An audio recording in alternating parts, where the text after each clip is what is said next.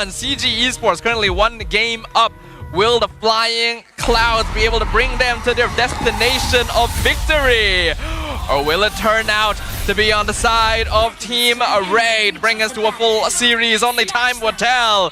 It's time to jump right back into the Land of Dawn. All right. Let's see the buff starts. Let's break down the compositions. Coming in from the side of CG, they're still playing a relative pick-off composition, but there's a lot of ways to make the fight sticky. And when I'm talking about sticky, I mean chasing your opponents and keeping them in place. They have a lot of tools to pull their enemies back into the middle of that fight and never really lose that pressure. From TR side, again, it's highly dependent on Joab, right? Wait, early invades here alongside with the Jushin early on. It does force Dust to actually use that retribution. I'm expecting a full turn here? No. They're not going to be moving to the top side of the map. Interesting. And going for the Litho instead. We know for sure that Guinevere Zusin will probably have a little bit more pressure mid compared to a Badang Angela, but that difference will go away the later the game goes. A cancel on the spatial migration. Good reaction from Nova. Yep, that's what you expect, or should be expecting from Badang and as well as Guinevere. I'm expecting a lot for Nova, to be fair, right? Because there's so many abilities that he can just punch people out of. Like, Joy goes for the dash and is like trying to go for a reset, you can just punch her out of it, right? Forcefully saying, no, I'm not going to give you 3 of those beats on time. Yeah, 3 as well with the Falling Star Moon. You can cancel it while she's charging it up. Yeah, there's a lot of stuff you can disrupt. So Nova Escobar are going to play a very important role here. And, well, Badang is definitely one of those heroes that he would be specialized in. Nova Escobar loves the big team fight setup roamers. Now, see that Ye3, he's holding well in the lane. Dur needs to be able to brass tax Ye3 as soon as possible, right? Ye3 should not be this healthy. More so, they need to fight for these crabs. Oh, wait, hold on. Balance is okay there. Did provide some vision so that Ye3 knew that Dusk was waiting in the bush. First turtle's gonna come up. Everyone gonna be trying to hit level 4 for it. Balance just a bit short. I mean, he'll hit it as soon as he runs down to the bot side. Reveal hits level 4, no problem.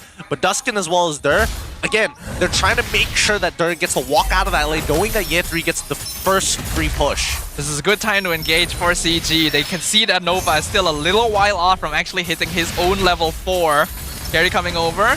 Angela pops the hard guard onto Dur, and Balance gonna be caught inside the turtle pin, not able to dash out in time. Nova Escobar picks up the first blood. Dust secures the turtle as well, electrifying beats, not quite doing enough damage as the Vengeance keeps Dur topped up. Not sure why the hard card was used specifically on Dur. They could have waited for a little bit longer before they committed to it.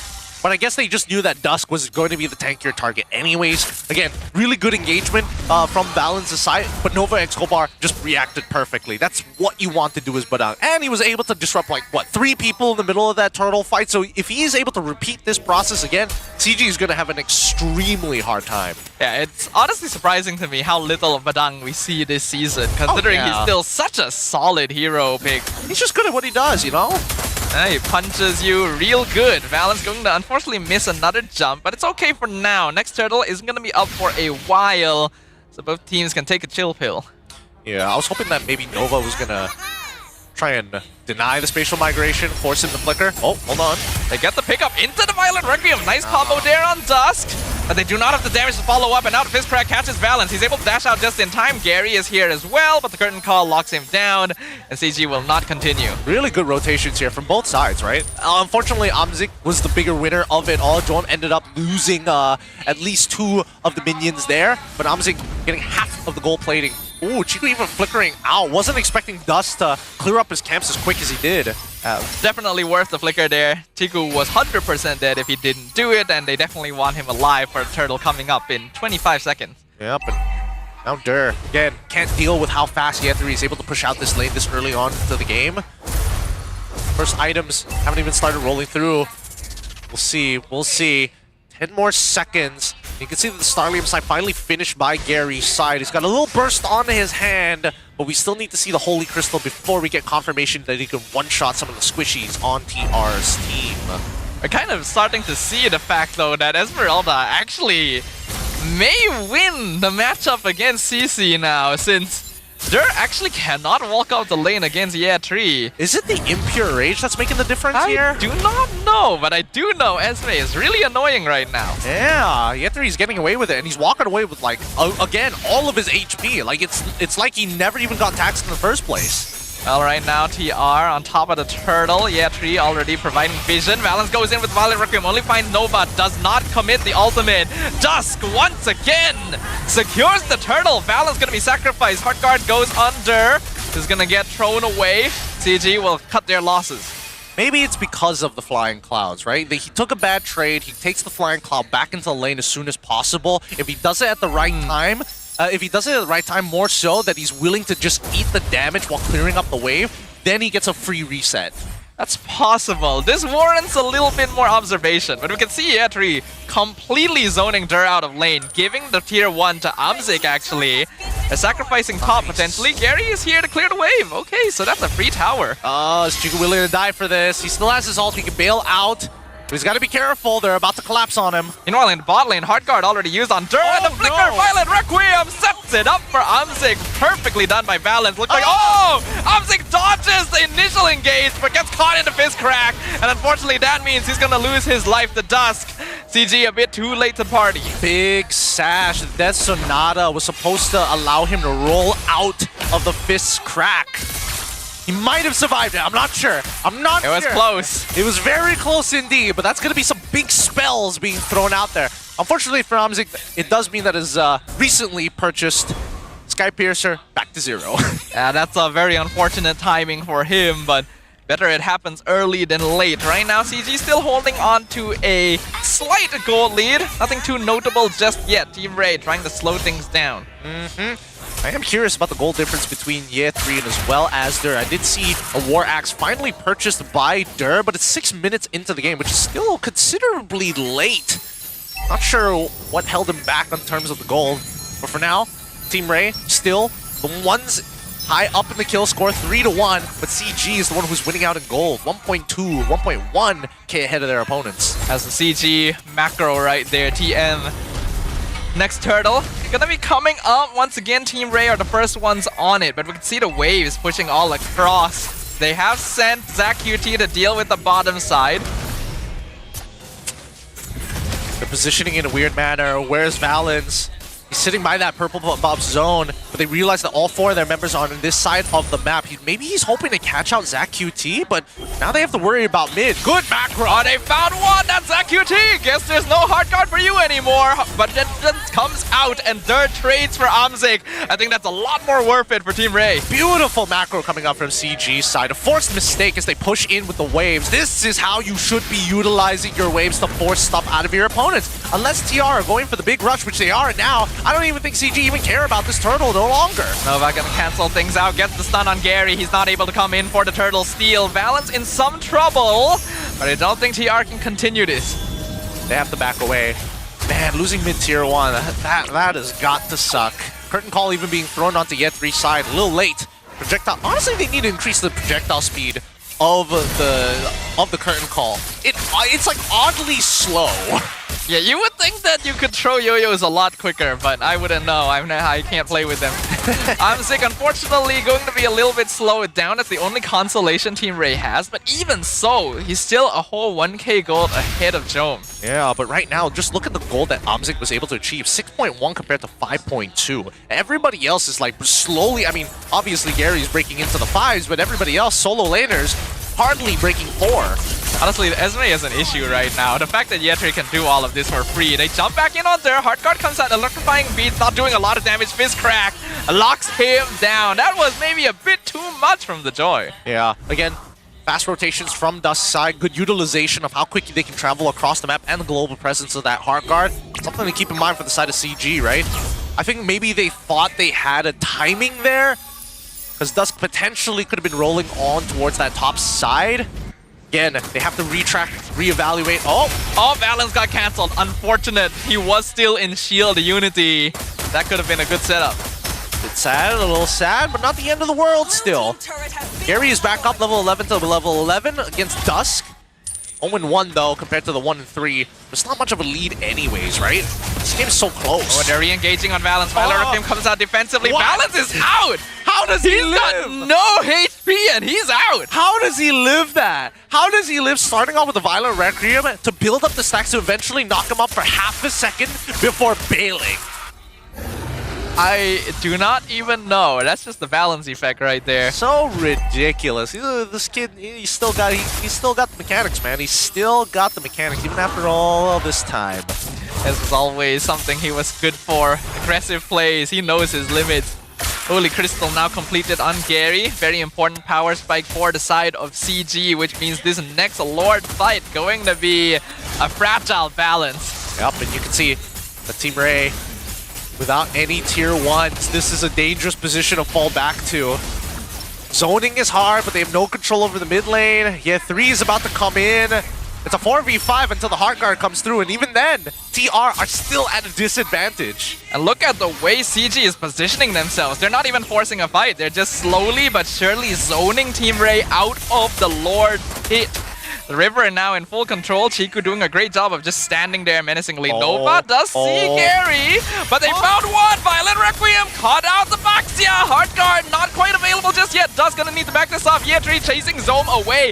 Heart Guard gonna be used once again on Dur, but Gary with the electrifying beat finds the kill on Dust. He's locked into the wall. He dashes away. He is alive once again. CG, they can't keep getting away with this. Oh my goodness. Too close for comfort. It's gonna be a full reset, but the fight isn't over just yet. Down by Tribrush, we see that Dur. Wait, the Heart Guard's already back up.